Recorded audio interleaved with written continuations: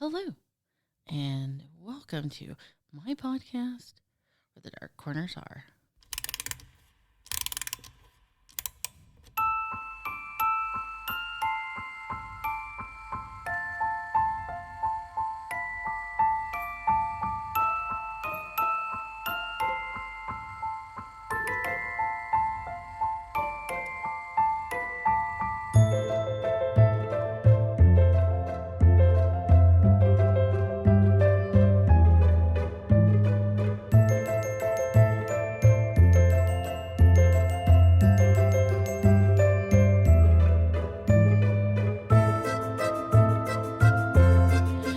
Hello. I am Vina, and I am your Dark Travels hostess.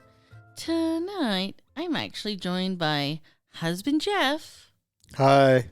It's been a minute. Long time. So, tonight, we're going to talk about UFOs. Exciting. Well, They are real. they are. The United States government has acknowledged this, and I think it kind of pisses me off because, to a large extent, they've kind of ruined people's lives trying to cover up UFOs. They do that all the time. They ruin people's lives all the time. Yes, as do other governments trying to cover shit up.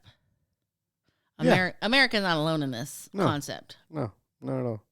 So, what we're going to do tonight is we're going to open up our paranormal passports and step into the time machine and head back to the year 1977. That was the year of our Lord. No. That's the year I was born. I graced this earth with my presence. I think grace is an overstatement, but whatever. I think it's a perfect statement. And we're actually going to head to Pembrokeshire, Wales, which is part of the United Kingdom. So it turns out that 1977 was actually a very incredible year of UFO sightings in, like I said, Wales, but most of the United Kingdom. And it's kind of crazy that the types of witnesses is so diverse and so varied.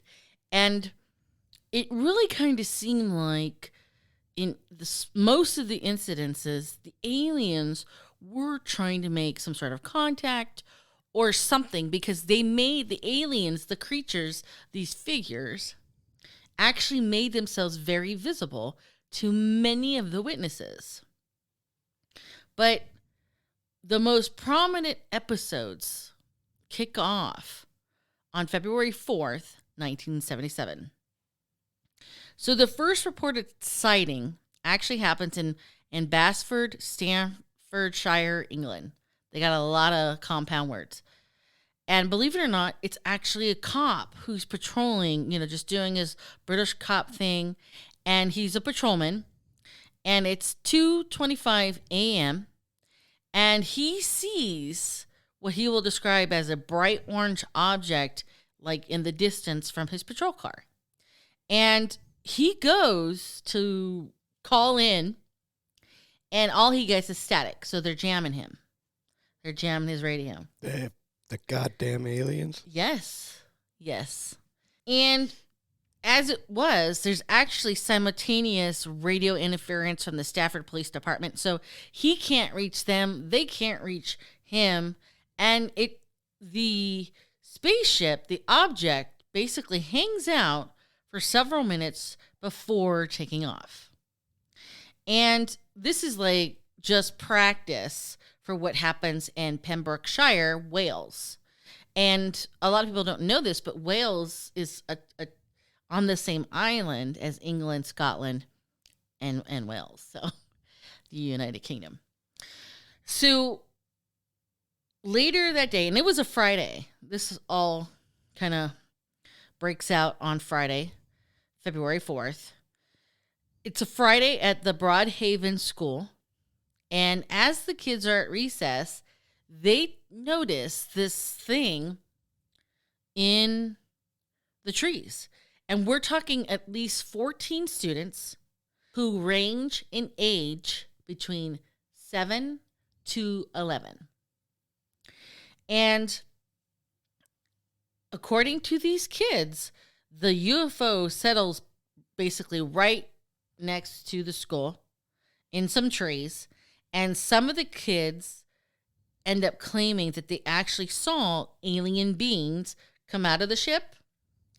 And of these kids, some of them will actually claim that the aliens had sent and they received telepathic messages.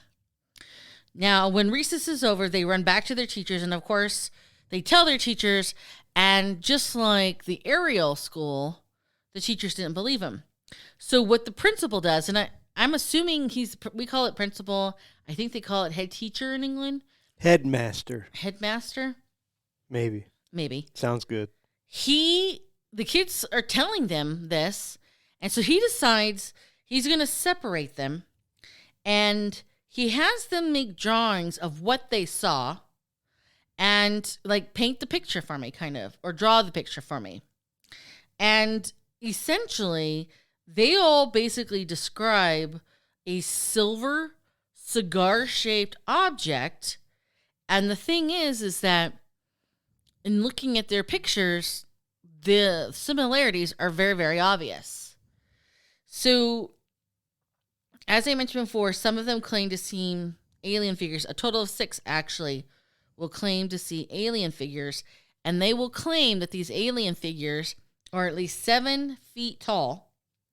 And they are wearing silver suits, like you would see in the movies. The space alien comes out. Tracksuits. Silver tracksuits. Or like flame retardant type. Oh, yeah. Like the space suits. Right. Yeah. Right. Space alien suits. Right. Now, 2 hours later, at approximately 3:30, the unidentified object is still there, and witnesses will say that it, rose from the ground and hovered overhead for a little bit. And these witnesses include actually a teacher who did not want to be recognized. And she herself will say, yes, I saw what they saw, I saw what the children saw. But she would also add to the fact that she heard a very distinct humming sound as the unidentified flying object rose above the trees. Now, other parents of other children will report seeing UFOs as well. And even though a lot of attention is given, when it boils down to it, the head teacher of the school, the principal, a gentleman by the name of Ralph Lewin, he will back the children. He says that it was his belief that these children are of such a young age that they're basically incapable, and I'm quoting now, of sustaining a sophisticated hoax. And, he wanted no further contact. He didn't want to elaborate. He didn't want to make this a big circus. But he basically backs the children. He believes that the children, and he was first contact, you understand, when the children were upset and saying, we saw this. So he had the opportunity to see the authentic look on the children's faces. To me, their expression, their body language, their mannerisms would tell me a lot as to whether or not they truly believe what they saw and their reaction to it. Now, what a lot of people don't know is that Broadhaven is actually not the only school that gets visited by aliens. On the exact same day, in Hubbardston near Milford Haven, the students, as well as the teacher, they will say that they saw a craft hovering in the sky, just like the previous school, Broadhaven, and it's over their school.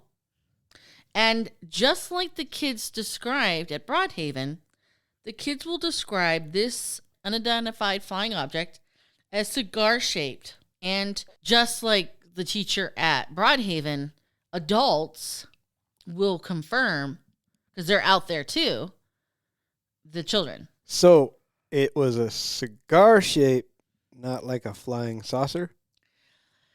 That's what they said, but I don't understand. I wasn't there, but right. That's a. So I mean, you're making kind of an interesting point because we're gonna get to other witnesses, because part of this day basically just kicks off witness after witness after witness, and the variety of witnesses for the year of 1977 is striking. I wonder if, like they say, they saw a cigar shape. If maybe they just saw the side profile of whatever they saw. They never saw the top or the bottom. Right. It was far enough away that all they saw like a side profile. The profile. Right. I wonder. Now, this happens on February 4th, like I said. The following week on February 7th, during lunch break, which is about 12:30, at a school in Newcastle under Lyme, more students will report seeing, and I'm using air quotes, a gray, flattened, cigar-shaped object moving overhead. And so this is school. But this particular instance, they reported seeing like a vapor, like fog or mist. And they would report that the object would actually change colors from such colors as orange to green. And it hung around, just like the previous visits, for about 10 minutes before shooting off into the distance. Now, 10 days after this, back in Pembrokeshire, Wales, the same school, Broadhaven, this time it's a teacher and 2 canteen workers. I don't know what that is. My assumption is that maybe a kitchen staff. Like a lunch lady, maybe. Right. That will witness this flying object. And just like the teacher before, they will report, not only is it cigar shape, silvery yellow, it's like emitting loud humming sounds as it's flying. And they acknowledge seeing a human-like figure step out of the flying object and then going back inside. So now you have definite... He was taking samples of earthlings. I don't know. It just seems like I kind of have 2 theories. And the other one we'll get into after. But it just seems like they're trying to approach the most innocent type of humans they have observed. But... You think they observed them? I think they're always watching us. Think so? Then they kind of kick up a notch and they kind of actually start fucking around. So in another area located at Ripperton's Farm, which is owned by a Billy and Pauline Coombs, have had weird shit happen to them for years. But in April of 1977, basically 2 months after these school sightings, while at home, it's like 10 o'clock at night, they're watching whatever is on the British TV. Chips. On the telly. On the telly. When in their living room window, out of nowhere, appears a very tall figure in a spacesuit in their window. And they claim that his face was like blank. And they just absolutely freak. Because now the aliens are peering into their living room window. Now they call the cops. Oh, and hell no. Right. Close the fucking curtains, lady. I mean, here you are trying to play Jeopardy. Watching Chips or watching Jeopardy or I don't know. And all of a sudden, you got someone peeping Tomming. Not someone, something. In your living room. Peeping Tomming. Yes. Yeah, no thank you. So they call the police, and the police will even acknowledge how petrified this family is. Like, they wouldn't even come out of their house to report to the cops what they had seen. The British, what do they call them? Coppers? bobbies. The bobbies. Then from there on out, they start seeing strange, bright lights, crafts floating around. On the same night? No, from that point forward. Right. I mean, they had weird things happen, but it's like I said earlier, the aliens like kick this shit up. They're like, what? They stepped up their game. Yes. So in addition to the strange bright lights, the crafts from the sky, for some reason their electricity bill went skyrocketing. Their TV set would regularly burn out, and you remember this was, this was before flat screens where I think they still had light bulbs in them. Called analog TVs. They're not light bulbs, but kind of, sort of, but not really. And even their batteries in the cars. And in one instance, they were actually chased by this spherical bright light thing. And there's some funky shit going on at that farm. The aliens are like, watch what we can do. I laughed. It gets better? Oh, yeah. Wow. So, one night, Billy, good old Billy. Billy's a husband? Mm-hmm. Okay. He goes out. It's 10 o'clock at night. I don't know why he's doing this so late, but he goes out. He goes and feeds the herd. He comes in to make himself a cup of tea. And as he's walking in, the phone rings. It's his neighbor. And Billy's like, hello? He's like, hello? And he's like, what's up? It's like 10 o'clock at night. And the neighbor's like, why the fuck are your cows in my pasture? The aliens had somehow managed, from the moment he left his cattle, transported his herd like a mile away at a neighbor's yard. The whole herd? Yes. How many cows are we talking here? Like 1,000 or like I think 150. 150 cows. Yes. In the time it took him to walk from wherever he fed them to his front door, 150 cows moved at least a mile away. Correct. And they did it again. Those were some fast cows.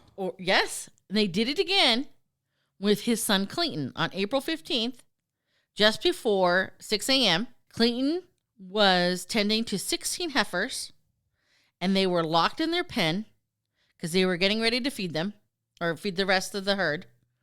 And Billy was preparing the milking units for the milking.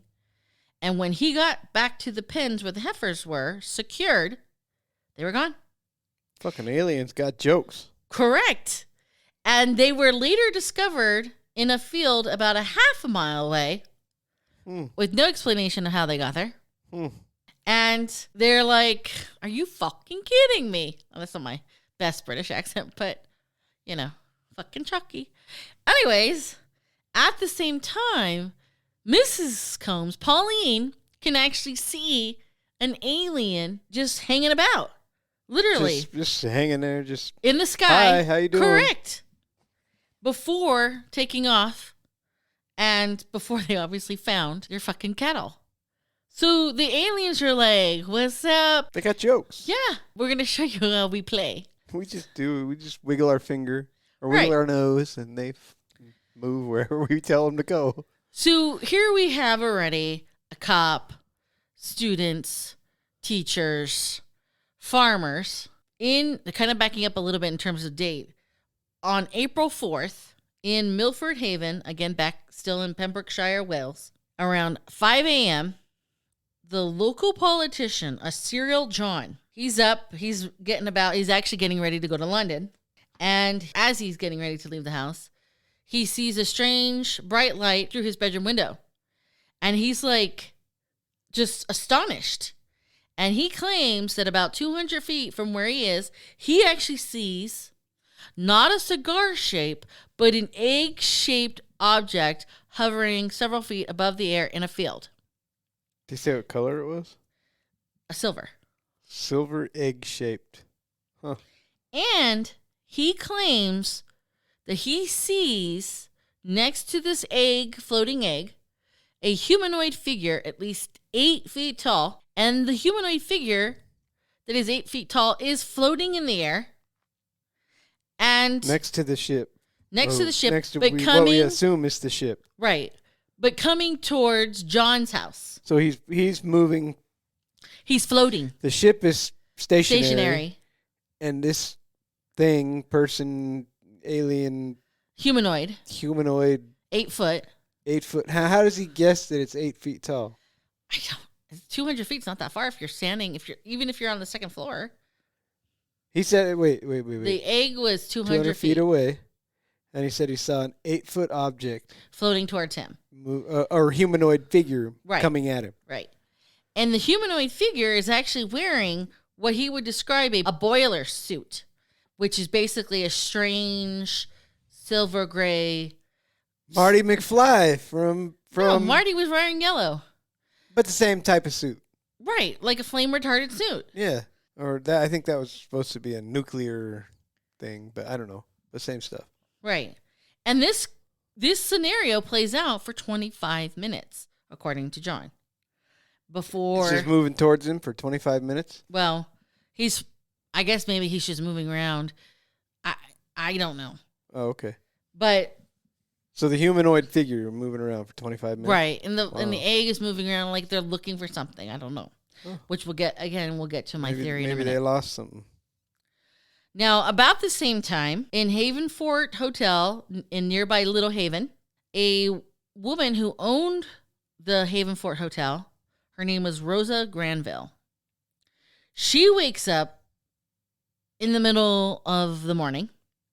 She looks out her window, and she actually sees what she describes as an upside-down saucer and 2 faceless humanoid creatures with pointy heads. Cone heads. Cone heads, yes. Nice. And she would say that this object, this floating object, was giving off so much heat, her face felt burnt. Like she could feel the heat coming. So it was that close. It was that close to her. That close to her. Right. And like others, there was a lot of different colors, flames coming out of it. And again, with the humanoids, she too sees the silver suits. Later on, she would actually go to the field, the portion of the field where she believed the saucer was. And she'd actually would find that there was signs of the ground being compressed, like something heavy was resting on it, as well as 2 inches of burnt ground. So like the heat seared into the ground, as well as the weight compressed into the ground. And again, she complained about the heat to the point where she felt her own face being hot. Now, this woman apparently was like, oh, hell fucking no. This is not happening in my backyard. All the bobbies. So she actually calls, she doesn't call, she writes to her MP. I'm actually not sure what an MP is because I know PM is Prime Minister, but I don't know what an MP is. Well, in America, MP is like military police, but I don't know what it is over there. And that's entirely possible. She reaches out to her local MP who calls the Ministry of Defense for an investigation. And that's when they sent out a man by the name of Flight Lieutenant Cohan, who is an officer with the local RAF, the Royal Air Force, from the Brody site, which is a local military base. Now he goes out and he does huckleberry shit, basically, as far as I'm concerned. Huckleberry shit. And he comes back and he says, it's just a local prankster. And on top of that, guys, this silver spaceman suit, well, it's a local American who is a member of the U.S. military camp, because Britain and America are allies, so they do cross trainings. And so he's like, the person you're seeing is a United States military person wearing a fireproof uniform, and that's it. And these UFOs y'all are seeing are just jets. So burning, Americans, flaming, colorful jets. Right. Shaped like cigars and upside down saucers and eggs. And it's the fucking Americans. And it's the Americans. Fucking with you. All right. So that is his conclusion. This is ridiculous. Now, there is some facts, though. Like I said before, the United States and Britain were cross-training, so there were Americans and American military. I don't doubt that. We still do. Right. But I don't think this was anything to do with either military personnel. If I had to speculate, and this is my second theory, if I had to speculate, I think there's a possibility that they had caught or somehow got a hold of a UFO, and the increase of sightings was because they knew that the spaceship was somewhere in the area and they were looking for it. Who knew the spaceship was the there? Aliens. So you think that the military, the United either ours States or theirs, both, because it's British. We're talking. This is British camps. Right. I get it. So between the two, you think they caught a ship, brought it to England, or it was already in England, and the aliens wanted it back. They wanted their hijacked ship back. Correct. And maybe their partners. Maybe they're looking for their partners. Right, they're buddies. Yeah. Because as I said before, 1977 truly is a huge increase of UFO activity, and it really does kick off in early February. And I mean, from places such as Bridgend to Blackwood to Penarth to Pembroke, this area eventually becomes known. It's actually got a couple names, known as the Broadhaven Triangle or the Welsh Triangle, obviously in recognition of it being in Wales. So something went down. Something, for some reason, increased the alien visitation. But to me, to me, the theory that they're looking for a spaceship doesn't really coincide with them trying to make contact with the most innocent type of humans. Well, maybe before humans, maybe this was their home and they're just trying to come back home, and now we're all here. Maybe they went on an extended vacation, Maybe they travel at light speed and they went somewhere and it took them a million years to get back, and they're like, holy crap, these people took over our planet.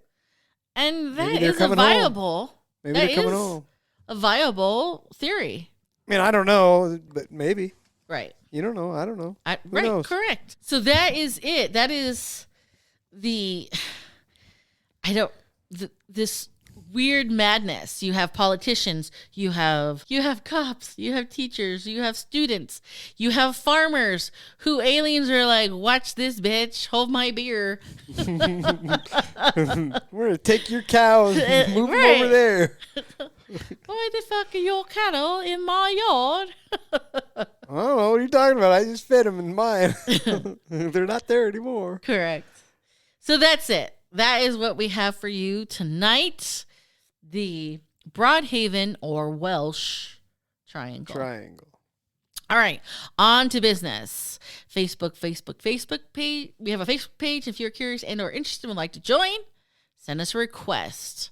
But if you have a topic or a serial killer that you'd like us to cover, send us an email at wherethedarkcornersare@gmail.com. And I do actually check the email several times a day. So send us one if you got an idea. Final thoughts, husband Jeff.